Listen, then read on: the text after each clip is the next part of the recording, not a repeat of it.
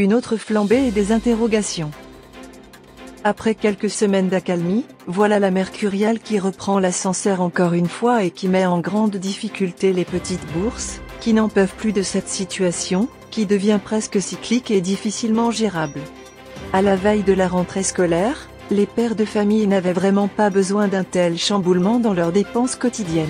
Les marchés sont, encore une fois, devenus des zones à haut risque pour les portefeuilles des citoyens qui ne comprennent pas ces poussées de fièvre cyclique dans les prix des produits de large consommation. Manifestement, les responsables du secteur du commerce n'arrivent toujours pas à réguler un marché qui leur échappe et qui reste encore sous la domination de spéculateurs professionnels qui en font ce qu'ils veulent, décrétant la pluie et le beau temps à leur guise et selon leur intérêt du moment.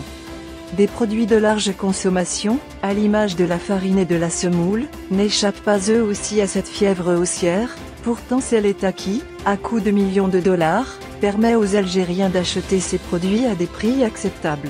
Mais les spéculateurs en décident, quelquefois, autrement et imposent leur diktat à tout le monde, alors qu'ils n'investissent pas un sou dans l'opération, mais raflent le gros lot à chaque fois. En résumé, ils font ce qu'ils veulent quand ils décident de le faire. Pour ce qui est des fruits et légumes, qui eux aussi, ont connu une nette augmentation, la dernière décision du ministère du Commerce d'autoriser les FELA à vendre directement leurs produits dans les marchés de gros et de détail, ne fait pas l'unanimité. Elle est critiquée de toutes parts, et selon beaucoup ce genre de décision renseigne sur la courte vision des pouvoirs publics, qui ne règlent pas le problème de la régulation du marché, mais font dans les solutions faciles et le replâtrage d'un problème beaucoup plus profond que cela. Ce qui est demandé face à cette flambée des prix, qui a touché aussi la viande blanche, c'est d'expliquer les raisons de manière convaincante et surtout de multiplier les opérations de contrôle dans nos différents marchés, qu'ils soient de gros ou de détail.